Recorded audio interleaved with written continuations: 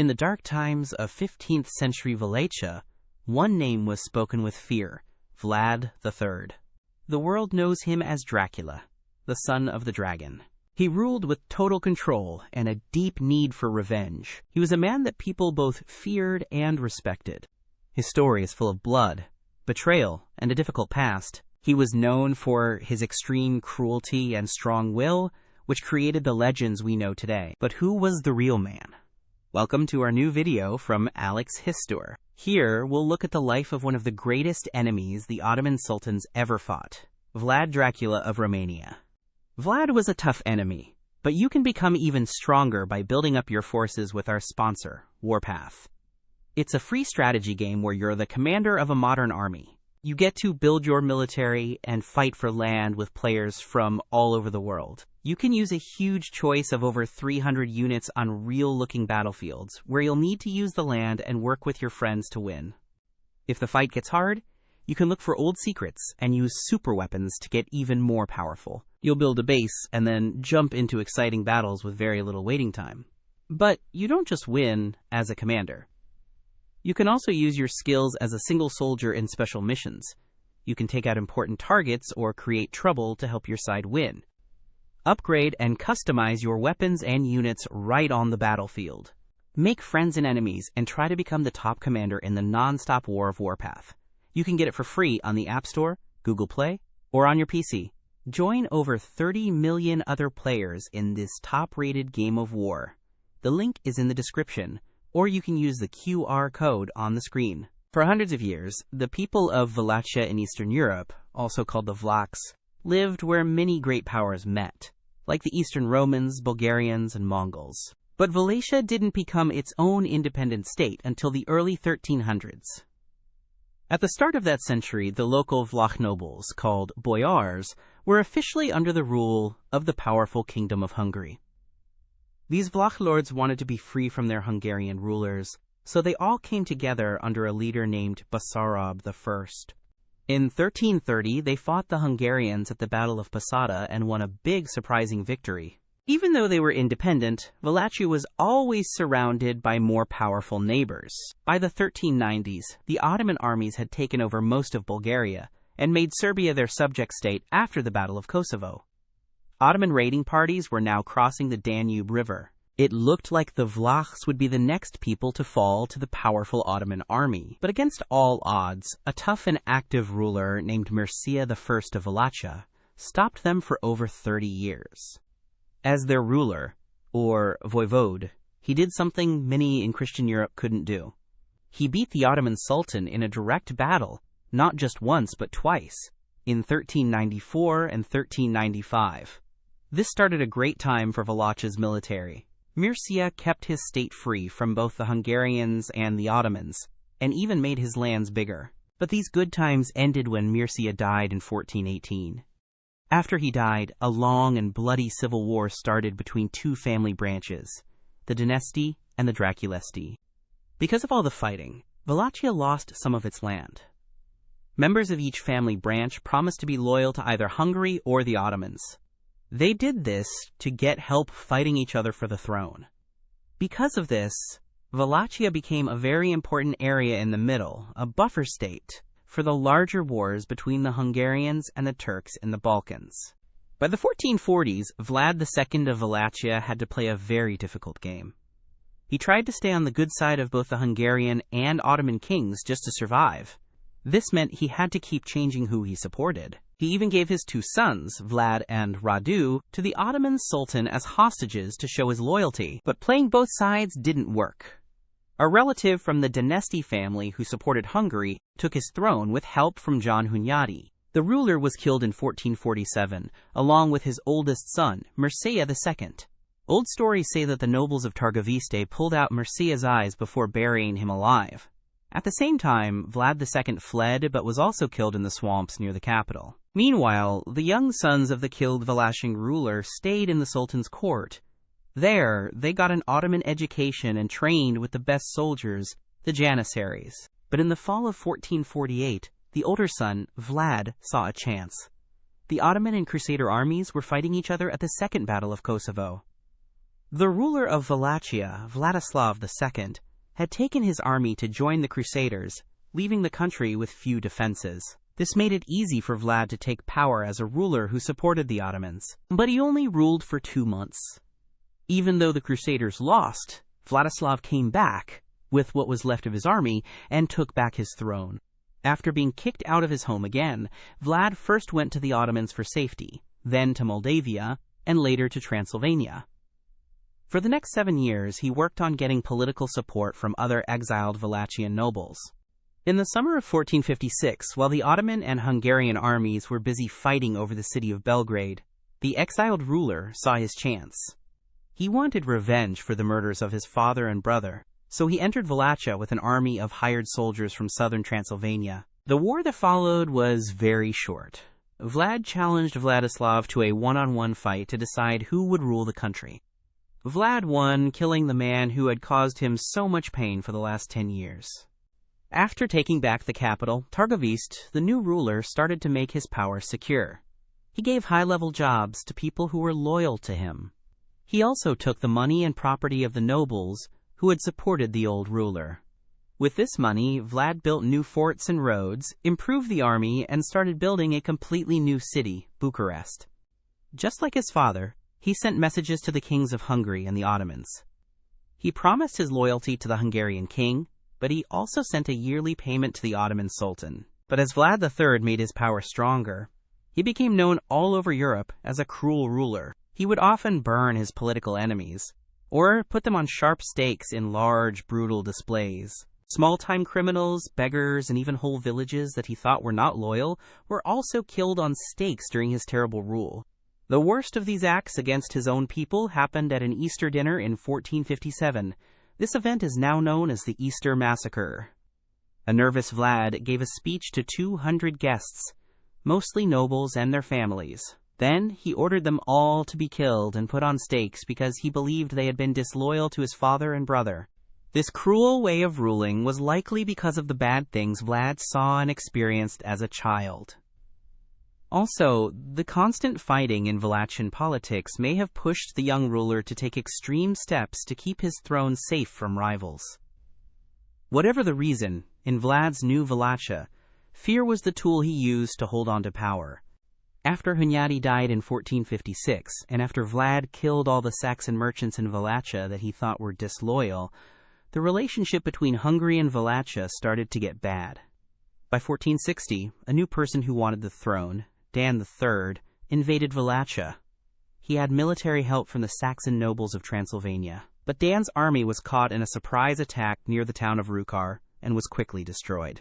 After the battle, the defeated prince was shamed by being forced to dig his own grave before Vlad himself cut off his head. After this big victory, the Wallachian ruler invaded and robbed several Saxon towns in southern Transylvania, putting thousands of people on stakes. In 1461, while Sultan Mehmed II was away fighting against Trebizond, an Ottoman group was sent to Wallachia. This was because Vlad hadn't paid his yearly fee to the Sultan for the last 3 years. The ruler said he couldn't pay because he was at war with the Saxon nobles, but things were already bad between the two sides because a Turkish messenger had been killed a year earlier. The leader of the Ottoman group was Hamza Pasha. His job was to collect the money Vlad owed, plus 1,000 Wallachian boys for the Sultan's army. But his secret mission was to capture the Wallachian ruler and bring him to the Sultan to be punished. Even though it was a secret, Vlad found out about the real mission from his many spies. When the Ottoman leader entered Wallachia with 1,000 horsemen, he was ambushed by Vlad. He was later put on a stake along with many of his officers. A few days after this ambush, Vlad marched on the Ottoman border town of Giurgiu. He was dressed in a full Turkish soldier's uniform and spoke Turkish perfectly. This allowed him to trick the soldiers in the town into opening the gates. Soon, the nearby Wallachian army rushed into the town and killed all the soldiers inside. After taking Giurgiu, Vlad started one of the most violent attacks in medieval history. At the start of 1462, he invaded Ottoman Bulgaria. With most of the Ottoman army far away, hundreds of towns and villages were burned down, and the people were killed on stakes, including thousands of women and children. In just a few weeks, over 28,000 Turks and Bulgarians were killed. Thousands more ran south toward Constantinople, telling scary stories about the Wallachian ruler. On top of the killings, all Ottoman supply stores and river crossings were burned down. When Sultan Mehmed II heard the terrible news from the Balkans, he was extremely angry and rushed back to his capital to get ready for war. He gathered the largest Ottoman army seen in 9 years since the attack on Constantinople. The Sultan was ready to punish his subject, who he had actually grown up with as a boy in Edirne. Mehmed personally led a huge army of 60,000 to 80,000 men and a fleet of over 170 ships to Wallachia in April of 1462.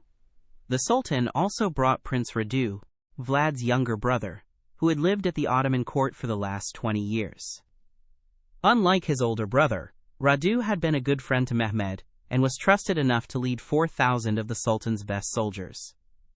Radu had fully accepted Ottoman ways and was promised that he would rule Wallachia after his brother was defeated and killed.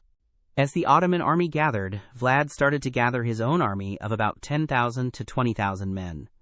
This army was mostly made up of peasants, hired soldiers, and a small group of elite Wallachian horsemen.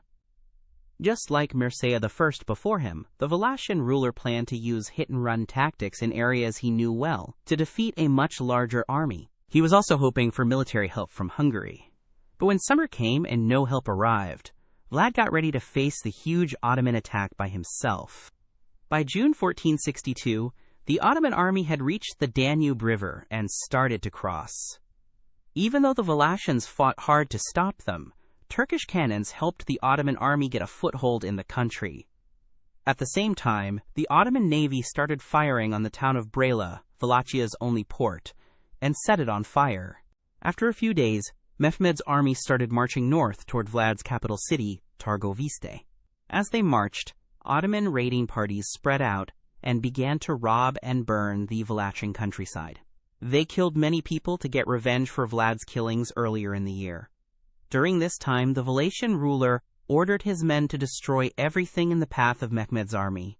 Wells were poisoned, animals were killed, crops were burned, and towns were emptied. They also used hit-and-run attacks in the thick forests and swamps. These tactics worked to stop the Ottomans from taking the fortress of Bucharest, but they weren't enough to stop the army from marching to the capital. Vlad didn't want to fight a big, open battle. Instead, he planned to attack the Ottoman camp at night between June 16th and 17th. His goal was to kill the Sultan himself to break the Ottoman command. A few hours before the attack, the Wallachian ruler dressed up as a Turkish merchant to go inside the Ottoman camp and find the Sultan's tent. At 11 p.m., Vlad's army of 7,000 to 10,000 men attacked the camp in 2 groups. With torches lighting up the sky and horns making loud noises, the Ottoman camp was thrown into chaos as Wallachian horsemen broke through the wooden walls. At the same time, Wallachian soldiers dressed in captured Turkish uniforms caused more confusion, killing many Ottoman soldiers as they slept. For hours, the battle continued in the dark. Vlad saw the Sultan's tent, but in the confusion, he broke into the wrong tent, which was empty. As the sun came up, Mehmed was still safe, and his best soldiers had managed to get control of the situation. Vlad was happy that he had caused big losses for the Ottomans, maybe as many as 10,000 men. He ordered his army to pull back into the thick forests, but during the retreat, over 1,000 of his men were killed by Ottoman raiders. And with that, the famous night attack was over. Even though Vlad didn't kill the Sultan, his night attack was a big shock to the Ottoman army. They were already tired from marching for weeks through burned fields. 2 weeks after crossing the river, the tired Ottoman army arrived at the walls of Targovas and got ready for a siege. But, to their surprise, the city gates were open. The people had already left and fled to the mountains. When Mehmed's army took over the city, they found something even more shocking just outside. To their horror, they found thousands of their dead soldiers and countrymen put on stakes in a huge, quote, forest of the impaled. The rotting body of Hamza Pasha was on the highest stake to show his high rank. After the deadly forest of stakes was cleared away, Mehmed put Prince Radu in charge to get the local nobles to turn against Vlad. This was easy to do. Many nobles and merchants in Wallachia were unhappy with Vlad's cruel rule and the recent war. so they quickly supported the more likable Radu. In just a few weeks, Vlad lost almost all of his support, and many towns like Bucharest opened their gates to the new ruler. With his work in Wallachia almost done, Mehmed and his army began marching east to the port town of Brela, where the Ottoman ships were waiting. On his way, the Sultan also sent some soldiers to help Vlad's cousin, Stephen III of Moldavia, who was trying to capture the fortress of Kilia. Vlad had sent 7,000 soldiers there, which weakened his army in the west. But this turned out to be a good move. The Moldavian ruler had to give up the attack, after losing many men and getting hurt in the ankle. After returning from Kilia, the Wallachian ruler decided to attack Mehmed's army one last time to try and get his kingdom back. But this attempt failed. The Ottoman army was camped near the town of Buzău and easily fought off the attack on the evening of June 22nd, or 23 RD. During the fight, over 2,000 Wallachians were killed, and their heads were later put on Turkish spears. After losing all the advantage he gained from his victory at Kilia, Vlad retreated into the mountains in defeat, with what was left of his army. Since most of Vlad's supporters now sided with Radu, Mehmed finished his campaign on June 28th and sailed back to Constantinople. Meanwhile, the new Wallachian ruler, with help from Ottoman soldiers, spent the rest of the summer chasing Vlad and his supporters in the northern parts of the kingdom. He cornered the Impaler prince at his favorite home, Poenari Castle. It seemed like it was all over for Vlad. But in a surprise move, he managed to escape the siege and cross the border into Hungarian territory. However, because of his past campaigns of terror in the area, he had no political friends there. He found little support for his plan to take back his throne. The Hungarians didn't want to start a war with the Ottomans over Radu, and they couldn't trust Vlad because of his past actions. So Vlad was arrested and put in prison by the fall of 1462. The famous Wallachian ruler, who had put tens of thousands of his own people and his enemies on stakes, was going to spend the next 13 years in a jail cell. While he was in prison, stories about his cruelty spread all over Europe. These stories often painted him as a blood-loving monster, like the devil. But if we jump forward to the 1800s, Vlad III Dracula became a key figure for Romania. He was seen as a brave Romanian leader who fought back against the Ottomans using his cruel but successful methods. After Wallachia became a subject state to the Ottomans again in 1462, the most well-known part of Vlad's life was over. But his story wasn't finished. In the next video of our series on the Ottoman Empire, we'll look at Sultan Mehmed II's wars in Europe. We'll cover his fights against Skanderbeg, Venice, and Genoa. So be sure you're subscribed and have hit the bell button so you don't miss it. Please consider liking, subscribing, commenting, and sharing. It helps us a lot. Our patrons and YouTube members can watch over 200 exclusive videos. Join them through the link in the description or by clicking the join button below to watch these weekly videos, see our schedule, and get our videos early. This is the Histoer channel, and we'll see you in the next one.